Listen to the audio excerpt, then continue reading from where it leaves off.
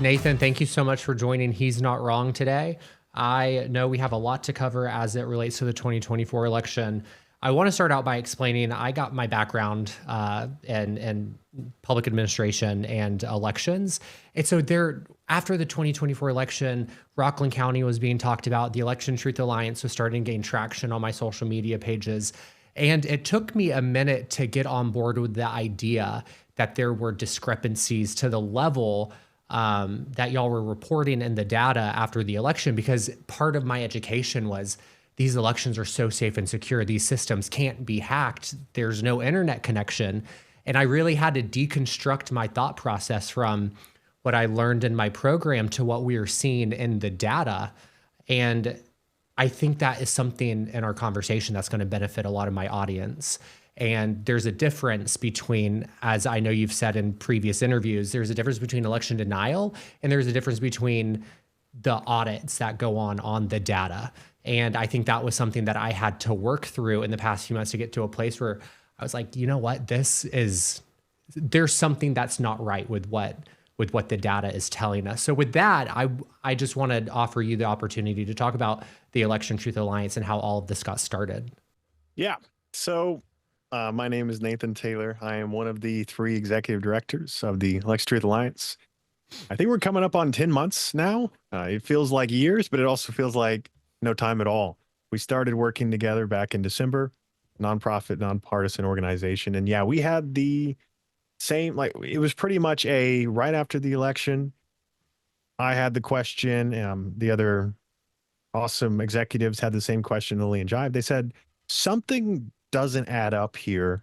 We've been told our elections are free and fair, safe and secure. We've been told that, it's impossible to manipulate them on a scale that would really have an impact. So we said, well, let's actually start looking into the data and let's look at our systems and let's understand what's actually happening. And then that's where we actually started putting out. At this point, the ETA has made public multiple statistical analysis. We've done an analysis for Nevada, for Pennsylvania, for North Carolina. Those are the 3 main swing states we've talked about pretty extensively. The reports are up on our website, electiontruthalliance.org.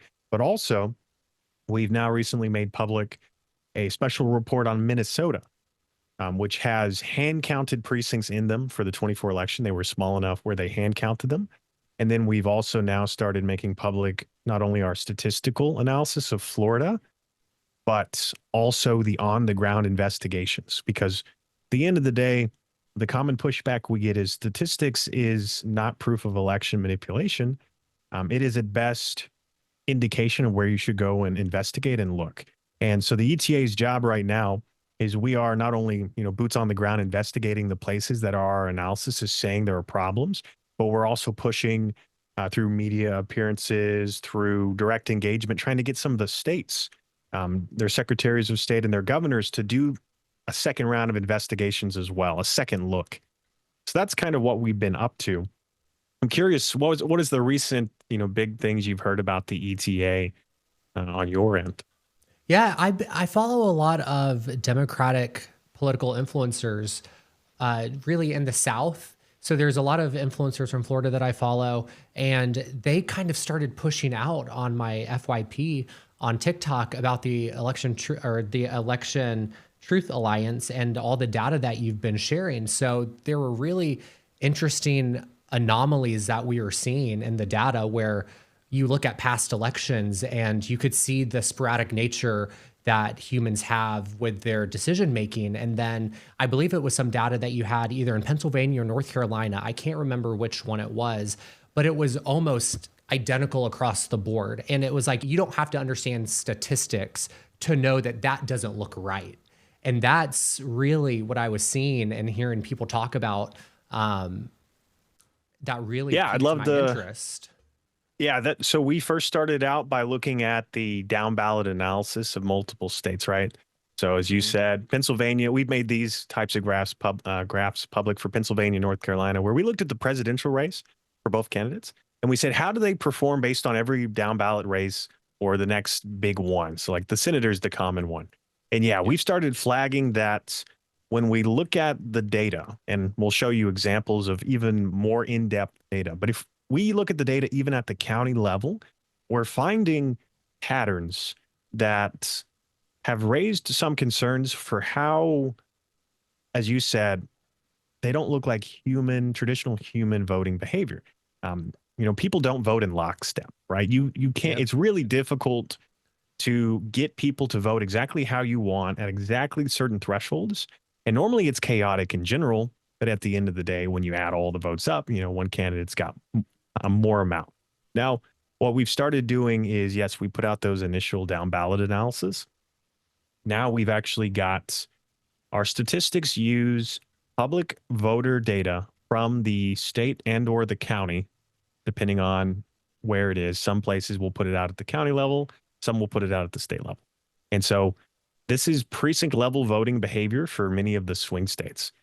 This is about as granular as it gets, to be honest. So we are using the methodology that has been used by election fraud experts in recent history, looking at Russian elections, looking at Bolivian elections. And so some of those experts that were taking their techniques is Roman Udot and Sergei Shvilkin. They have papers and reports online that you can go and research where they talk about the Russian election in 2011, I believe, and the red flags there.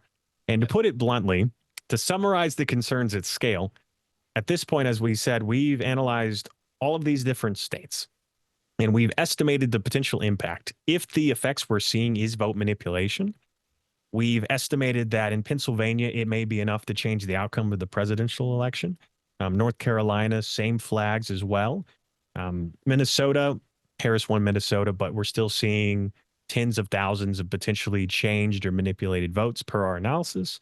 And then Florida, we've not even estimated yet because we're still making public the concerns in Florida as we go.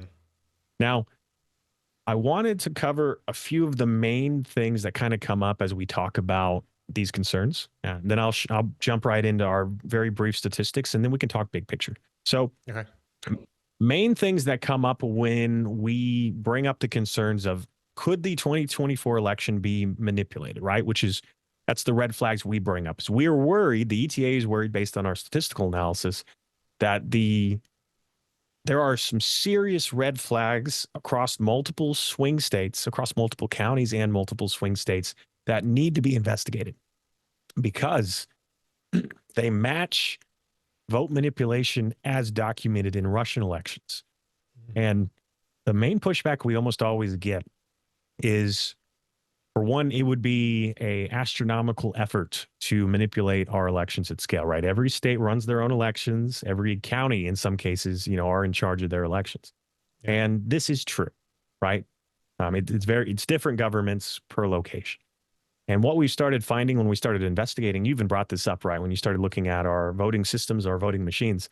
Well, we found that although every state runs its own election and every county is in charge, their election board is in charge of their elections, we are using 70% of the US is using the same major systems. There's 3 major systems used all across the US. And when people hear about voting machines or about our election systems, they don't understand that as of the 24 election, almost 80% of the votes in the 2024 election were hand-marked paper ballots. They were hand-marked paper ballots, but almost 100% of those votes, even machine or non-machine, they were counted by some system. For us, we call them tabulation machines, vote counting computers, optical scanners. The point being is we don't hand count our elections in the US. Yeah. So this is what we would argue is if you could compromise these systems, this would be the avenue for you to start changing votes around. And as we've dug further, it's actually concerning how we may not have a sufficient process right now to detect if this was happening or not.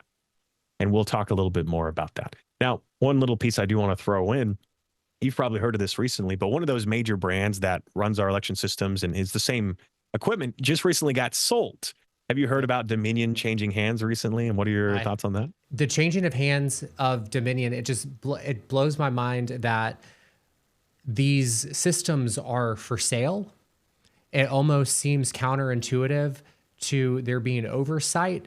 It seems counterintuitive to the way our elections are supposed to happen. I don't know how that is allowed. So I'm still processing my mind around the fact that our elections are pretty much controlled by, like you said, these three main systems, but they can just be bought and sold. And it raises a lot of flags for me.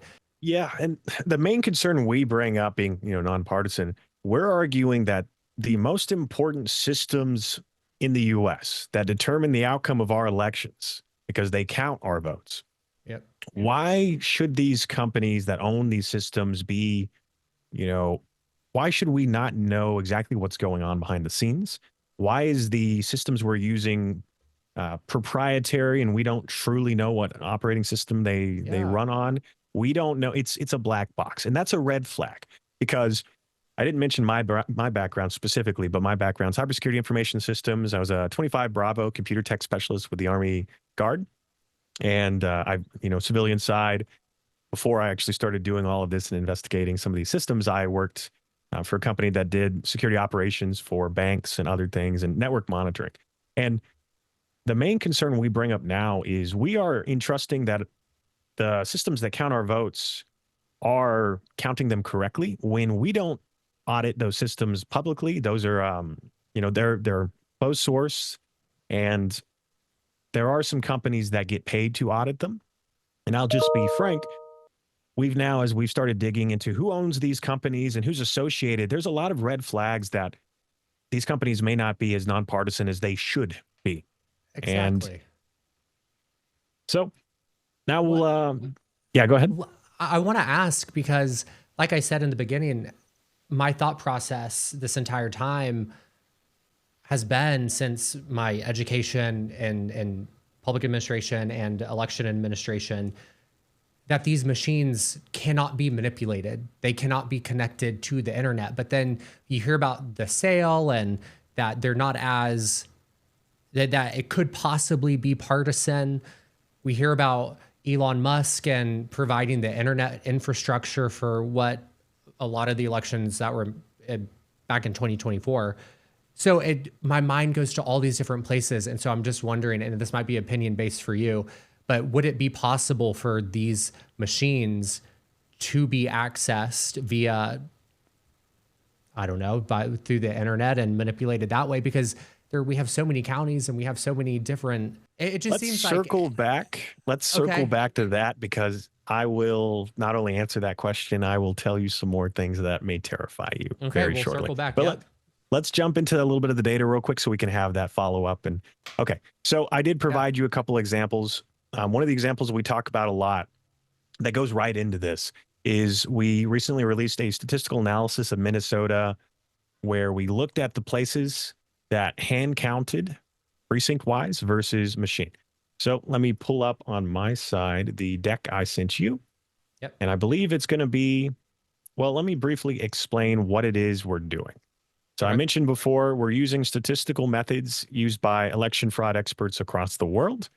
And I have a few different ones we're going to show, but just to make it simple, let's go to the first slide and I'll explain what we're seeing. So one of these statistical methods we use is called a scatter plot. That's what this is. On the left, we have a graph showing those machine counted precincts. So this is for Minnesota, District 8. Let me explain a little bit more about what's going on overall.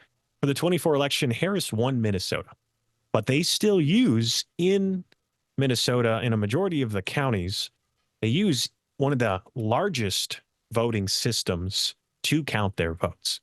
And so we asked the question, which is if our voting systems are compromised, if there's a third party that's put malware on them or something's going on and you're changing votes, the three major types is going to be switching votes from one candidate to the other, deleting votes, and stuffing, like adding in votes. So we said, based on the work of these experts, let's look at machine counted precincts across a district. And so this is District 8 for Minnesota. Okay. We included District 8 because they had hand counted precincts in one of the counties. So that's why we're kind of doing the comparison. So on the right, we have a graph that shows the precincts that hand counted. And what's important here is when we look at this statistically, what we're actually doing is on the bottom axis, the x-axis, we're looking at turnout for these precincts. Turnout is just I got 100 registered voters, 50 of them show up, and 50% turnout. Pretty simple. Just a good way of measuring how many people are showing up per precinct. And generally, turnout means more votes. Higher turnout, more votes overall. It's not always exact, but in general, you can kind of use that as a good estimate. Now, the y-axis, which is the up and down, is just the amount of votes or the percentage of votes you're getting. So 50%, which is going to be right in the middle of that, that's half the votes. So if you're above 50%, you're winning in the precinct. You got more votes. And if a majority of your precincts are above 50%, you've won across that that section or those precincts, those groupings. So I say all this because we have now statistically mapped out both candidates. And so red in this case is Donald Trump. This is the presidential race. Blue is Harris. And then we did have third party or other here as well. And so on the right is what we're focusing on. And this is the hand count precincts. Now, a couple caveats before we show you why this is a concern. Because they hand counted, it is assumed these are like the smaller, more rural areas in the county. Most of these have anywhere from, in this case, we took precincts of 50 registered voters or more to get rid of a lot of the statistical noise. So they have from 50 registered voters up to, I think, around 360 or so. So that is the range of precincts we're looking at. And what this statistical method does is it pretty much says a normal election, we shouldn't see any relationship between how many people show up to vote in a precinct and how much of the vote you're getting. That's based off the work of these other election fraud experts. So what that means is we've got this line, or this, in this case, it's a trend line on the hand count graph, and it's a flat, or it's almost perfectly straight. That's what we argue is more normal. There should be little to no relationship between more people showing up to vote in a precinct and more votes for your candidate, especially if we look across an entire county or multiple precincts. Does that make sense? Any thoughts or any pushback there so far? No, completely makes sense. Great. So we did this analysis for District 8 for the hand count, and we found that statistically speaking, there is almost no relationship whatsoever. Both candidates are getting the same amount of votes, which in this case, I think Trump is somewhere around 58 or 59 or 60% of the votes from low turnout to high turnout precincts. And we see a good range from, I think, 65% turnout to closer to 80 or 90%. So we don't see any changes. He gets, on average, the same amount across all the precincts that hand counted. And that's really important. Now we're going to show you on the left of this, the rest of the district, both in the same county and across the state that was in District 8. And these are places that machine counted their votes. So this was the same election, potentially the same demographics, because these are, the same sized areas. We took the same registered amount in these precincts. So 50 to, that upper range.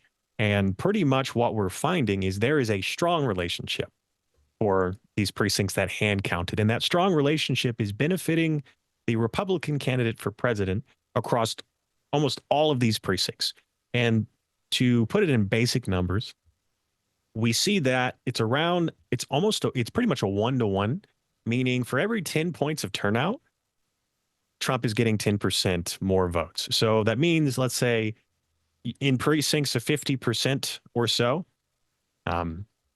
it pretty much is like precincts of 50%, Trump is getting, I think, for example, on average, like 20% of the vote.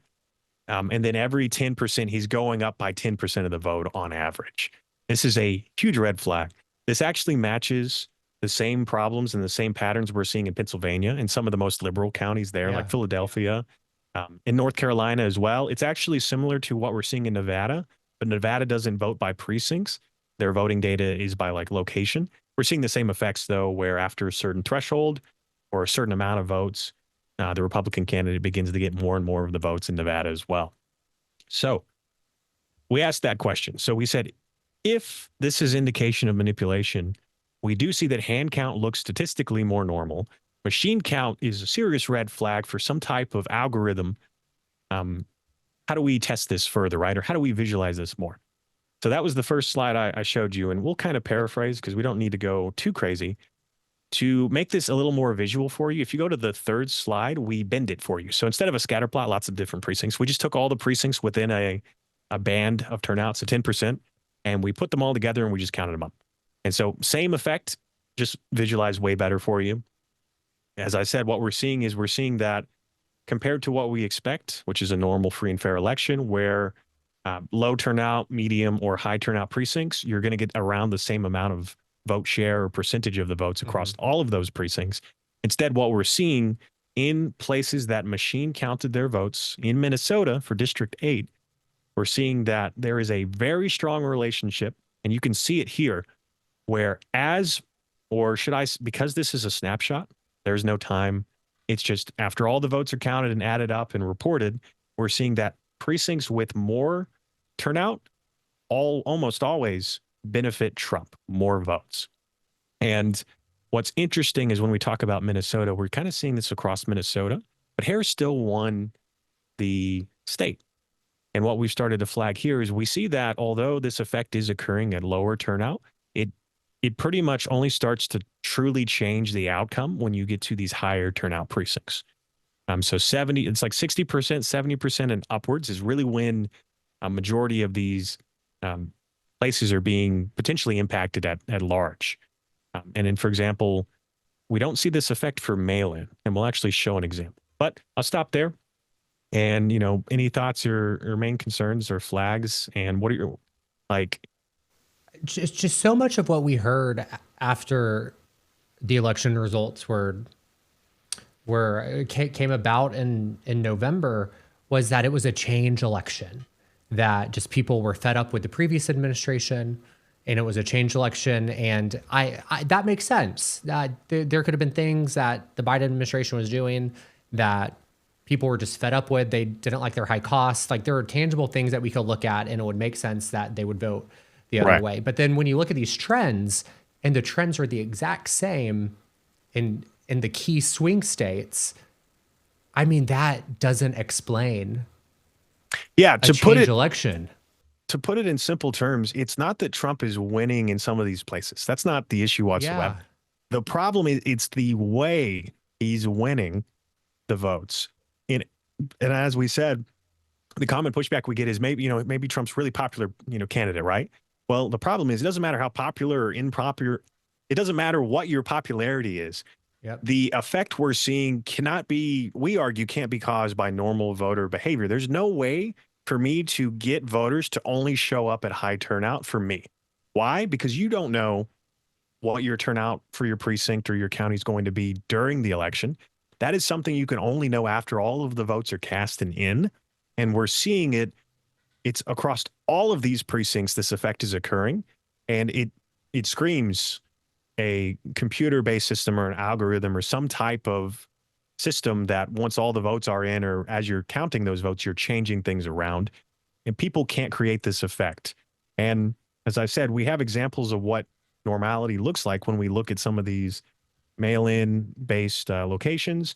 And we've actually started looking at some of these more blue states where some of these counties look statistically normal on election day, on early voting, on mail-in, and we've started comparing them as well. So, as I said, the point of this was we're asking, if there's a compromise of our machines, can we see a difference between hand count and machine count results in Minnesota? And so the last graph I'll talk about for Minnesota is, I believe, the fourth one for you. And this is just an overall view for the district, where we found this effect is on average somewhere between a 6 to 8% change for the Republican candidate at the presidential level. But we're also seeing this effect in some of these down ballot places as well. And this is why we bring this up. If this is vote manipulation and the effect is a change of around 6 to 8%, that is enough at scale. If the same systems are compromised across the US, that's enough to change almost every swing state. If not, that's actually, I believe that is enough to change every swing state margin of victory wise. 8% is a lot. And it really just brings up the question, what are the next steps, right? What can we start doing to investigate this further? And what are our next big actions? Okay. Now, there's a few other things I did want to kind of cover that isn't super statistical based, just high level, and I'll throw them at you. The other main pushbacks we get, right? We said, hey, if this is a compromise of the machines, X, Y, Z. So main things is we did audits during the 24 election. I think every state did some type of audit Yeah. after the election, whether it was a 2%. And in this case, Minnesota, they did, I believe, a 2 or 3% audit of a handful of the precincts randomly selected. They looked at the presidential, the Senate, and the U.S. rep, which are the races we're flagging are weird. Well, the main problem we're starting to find as we dig into these audits that are done in Pennsylvania, that are done in Minnesota, North Carolina, we are concerned that a small sample may not be enough to catch this if you're not Yeah. checking the places that are sufficiently manipulated. And remember, as we said, we're seeing that in highest turnout locations is where the effects are strongest. And a lot of these audits aren't really going to the most populated precincts. They're going, lower or medium sized turnout. And we're flagging that the most anomalous places are going to be your highest turnout. Because if there's some type of algorithm, that is where Trump is getting majority of his votes compared to low turnout. So that's one of the issues. There's a few other issues that we've brought up a few times. Honestly, you don't audit yourself. So banking, right? So let's talk banking. Let's talk, concerns cybersecurity wise is you bring in some third party or some independent entity to generally audit your practices. Why? Because even if you did everything right when you audit yourself, there's kind of a conflict of interest. Yeah. And so as we go forward, we've brought up the concern that if there was a compromise of our systems, the counties could do everything right. They could run the election perfectly, but they're still going to count the votes with these compromised systems, and the results could be changed, and they would never know, or they would never have a hand in it. And the only way they would know is if they did caught it during an audit or caught it during a thorough investigation. And we're very concerned that we need that second look. We need that additional investigation now. We need to go to the places that are the most anomalous, and we need to verify. And that is the easiest way to determine, is this real or not? And if we go there and the counts match the digital reports, we're good to go. If it doesn't, we have a serious problem. Now, I talk about this a lot. I talk about Dieselgate. Are you familiar with Dieselgate, by the way? I'm not. So Dieselgate, you probably heard of it. It's a little older. I think back in 2015, Dieselgate was a scandal where Volkswagen got caught cheating. You've heard of this, Yeah. right? Yes, I have heard of that. I did not. Yeah. Yes, I have. It was Yes. the name threw me off, but I have heard of this. Volkswagen. Yep. Yep. And so what happened was Volkswagen got caught cheating on their emission audits. And the way it worked was they had some type of software program on their cars where when they were being tested or when they weren't being driven on the highway, they were in low emissions mode. And the only reason they got caught was because a nonprofit was looking at the emissions data and it was not making sense. It was way too high for what every company was saying their standards were and their amount of emissions per vehicle. So the math wasn't mathing. So what the company, the nonpartisan entity did, they worked with a few other groups and they said, well, let's just test the cars on the highway. And they did. They put a emissions tester and strapped it to the muffler, the exhaust, and drove it on the highway. And that's where they found that Volkswagen had programmed a way to defeat their audits. And I think the change was 10%, 10 times the amount of emissions on the highway.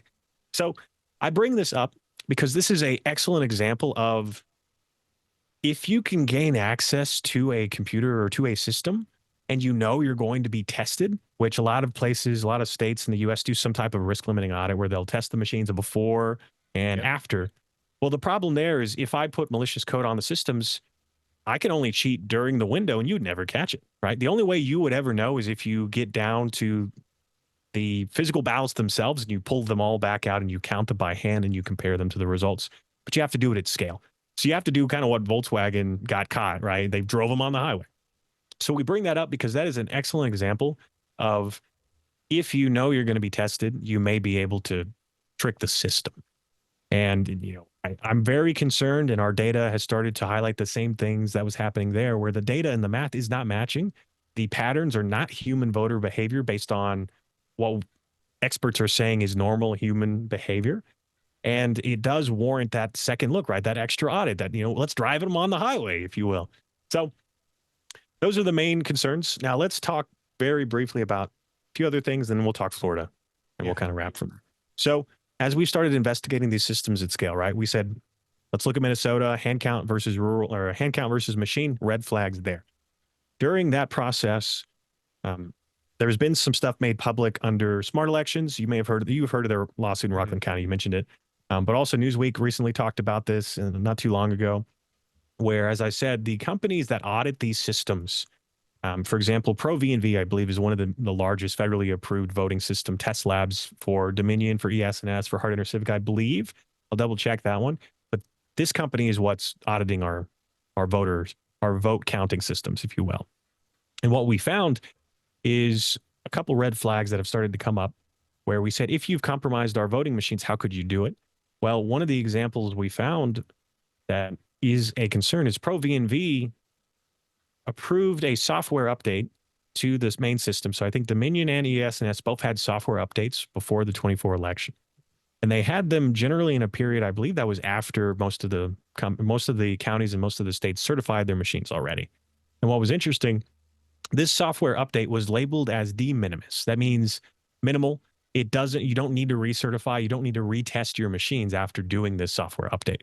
Well, as Smart Elections, as New Week has highlighted, as we started digging into what did this software update actually do, especially for ES&S, one of the largest voting system across the U.S., especially the swing states, we found that this software update raised some flags for potentially disabling security features that would have alerted you if there was a change to your operating system on these machines.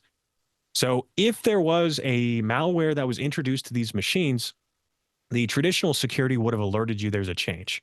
There's some cybersecurity stuff behind it, but that's the gist of what's happening. This software update raises flags that may have actually been turned off.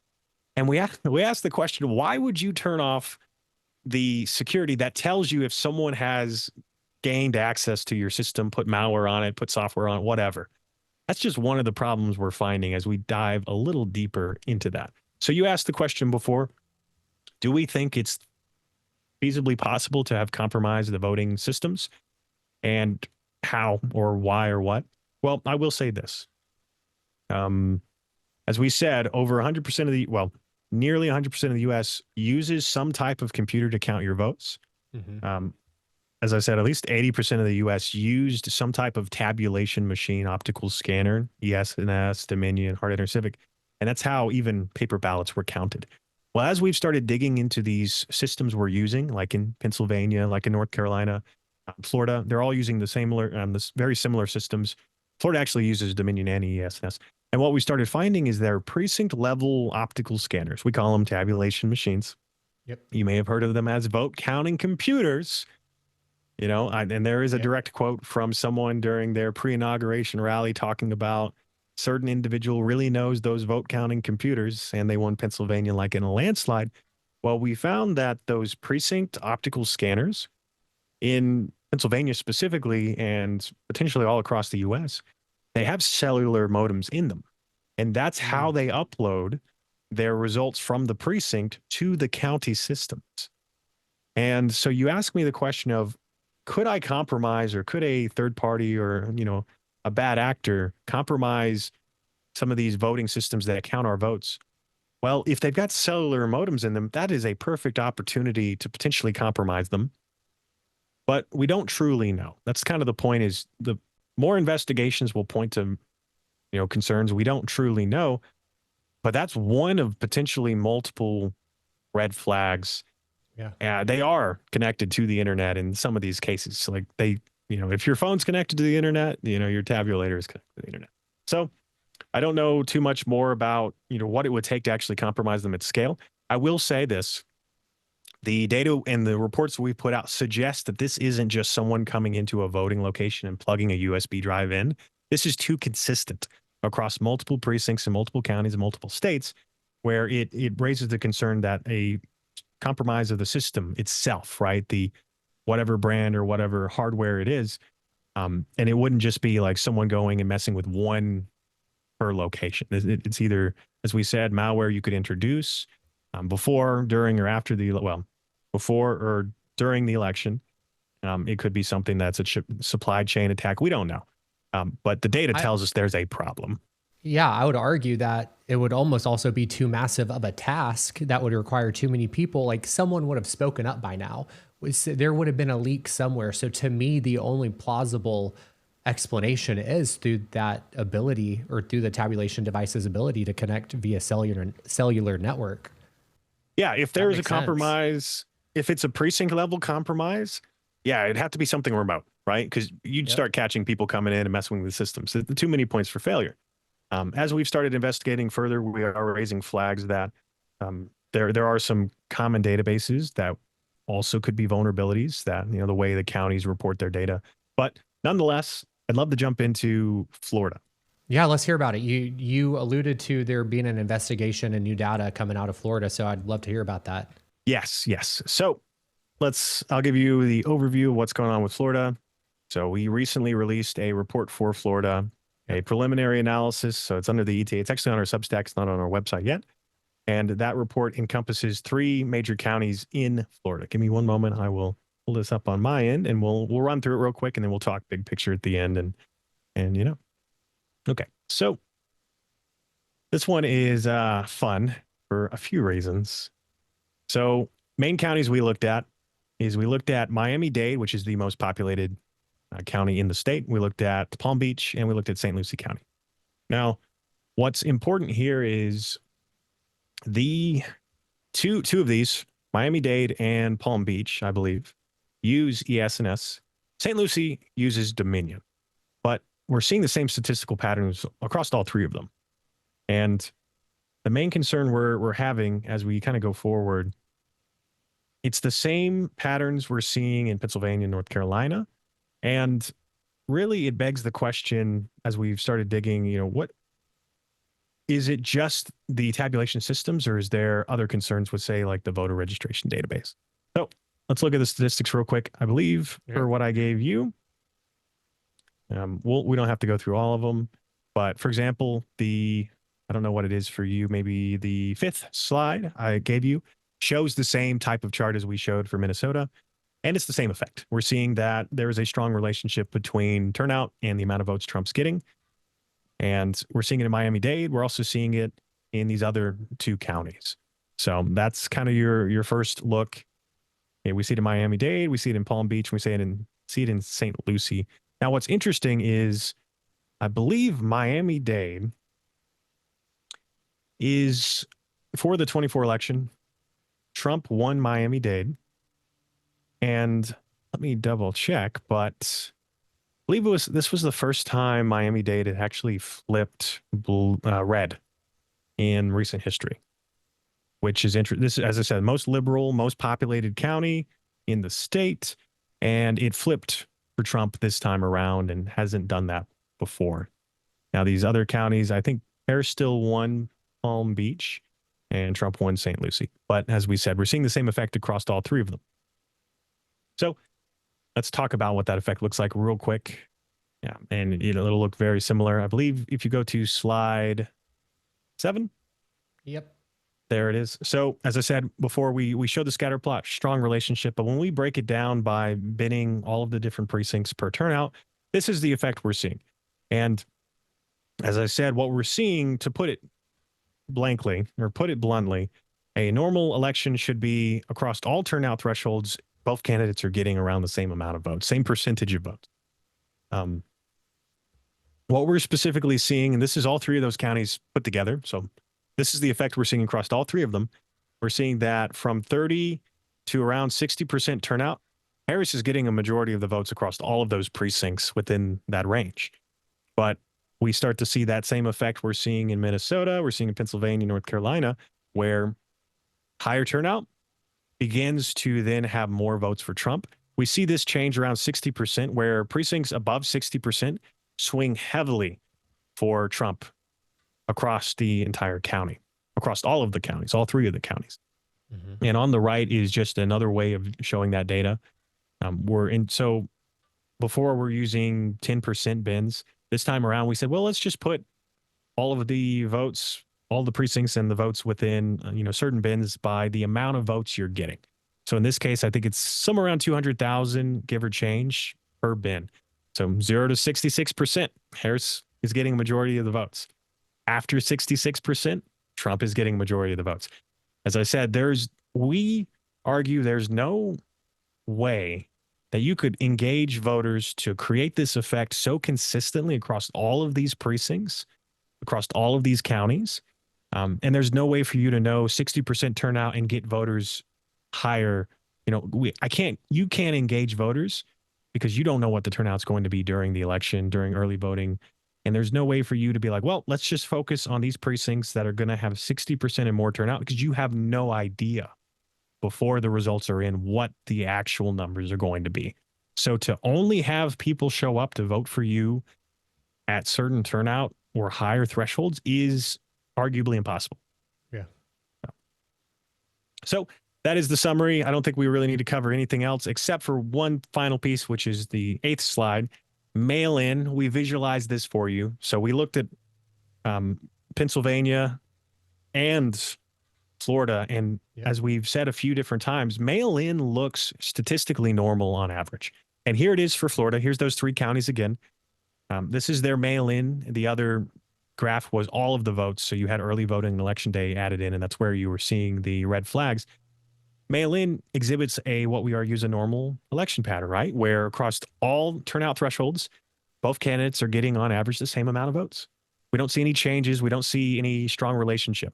So as I said, it just warrants further investigation why we're seeing this effect so aggressively in all of these different places that use these same systems. What happens next? You have all these investigations going on. You're figuring out these pieces to the data set in Florida. What does the future look like with what you're finding? Yeah, so we've already been on the ground investigating in St. Lucie County, for example. And during that investigation, we've been working with an investigative journalist named Allison Green. She's been helping us dig through the county records requests. We've started investigating on the ground, working with locals. We're doing this across multiple states at this moment, but Florida we've now made public. And some of the problems we're finding are, as I said before, terrifying. And the reason why is because as we've been investigating not only the statistics, we've gotten access to the voter registration database for these places. And as soon as we started investigating and working with Allison started flagging concerns where the data that we're getting told is the active voters from the county and from the state at large, there's significant problems. For example, she started making, so Allison Green, It's Up to Us on Substack has started releasing these findings of on-the-ground investigations. And she started flagging that the St. Lucie County, for example, is having mismatched reports for the amount of registered voters that were eligible to vote during the election. She actually talks about how there's a sudden change, and she's very worried that the numbers that are in these databases may not be legitimate. And as investigations have furthered, she's brought up some concerns that really aren't well known or public yet, and we've now started talking about, which is in 2016, there was actually multiple attempts to compromise voter registration databases across the U.S. There's been multiple reports from the FBI, the NSA, I believe Department of Homeland Security, and what they talk about is they found a targeted campaign by Russia to breach county election systems such as their voter registration database back in 2016. And during the investigations in Florida, Allison even made it public that one of the counties that actually got successfully breached, there was 2 counties in Florida. One of them was St. Lucie County. They got into the voter registration database. There was apparently malware that was introduced.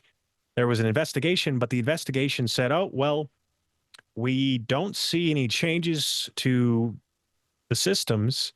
I guess we're good to go.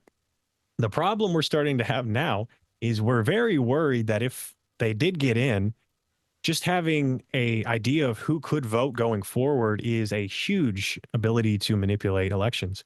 Because if I know who is active and I have a way to vote for them, if I've compromised both systems, the registration and the tabulation systems, I now know who normally doesn't vote and I can vote for them. I now know who is likely to vote and I could remove them from the rolls. And we're actually starting to see some of this when we've made our our investigations public, as Allison has talked about this, where she's finding that around 10% of the county's registered voters seem to disappear within that window of the election.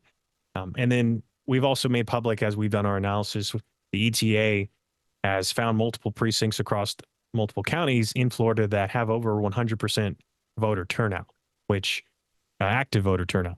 And this isn't the only stuff. We have examples of this all over the place where there are more votes cast than eligible and active voters in these counties.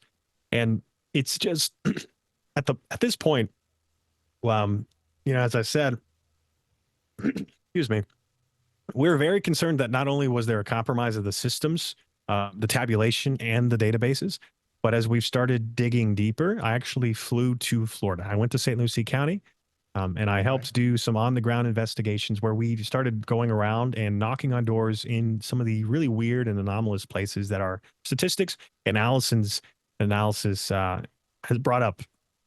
For example, the first door we knocked on was in a neighborhood in St. Lucie County that was under construction during the election.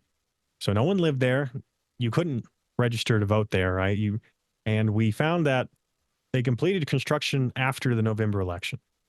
We went, knocked on the door, very nice couple, and we asked them, hey, so what's going on? Did you vote in the 24 election? They said, yeah, we voted in the 24 election in Palm Beach County, which is the next county over. We didn't live here until after the election we moved.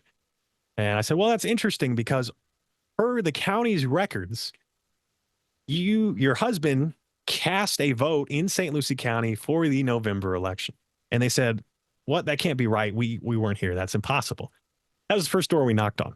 We then proceeded to do other investigations where we would visit, for example, we visited a place that had multiple registered voters, active voters, that voted in the 24 election.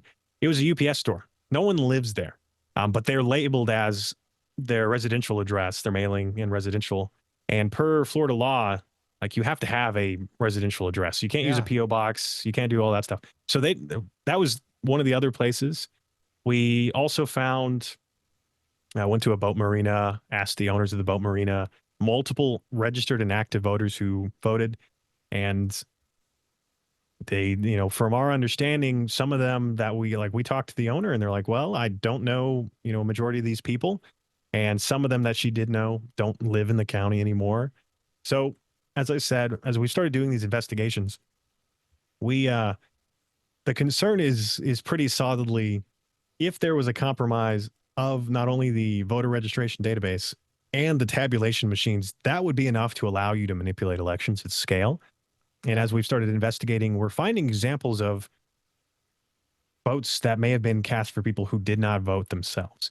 We are finding examples of potential purging of voters by having access to these systems. And as I said, it is very terrifying because the question we keep asking now is, we know that Russia got in 2016 to at least St. Lucie County. We know they tried to get in to every other state.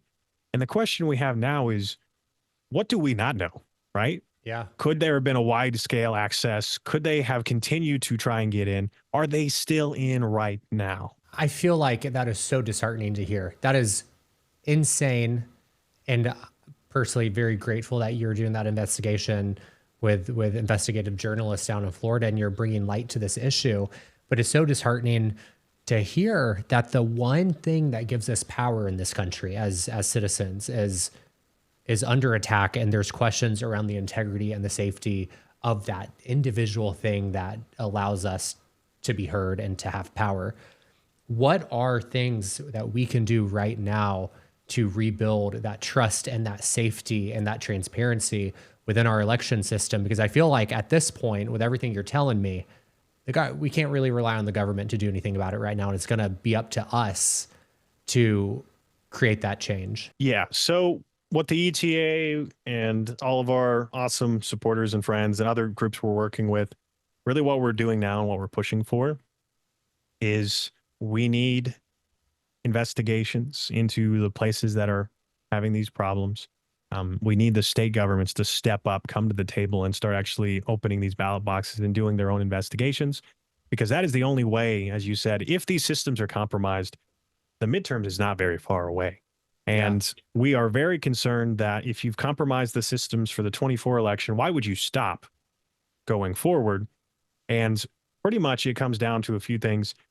We will be filing some litigation here, the ETA, in the near future based on additional findings I've not even made public here in other places.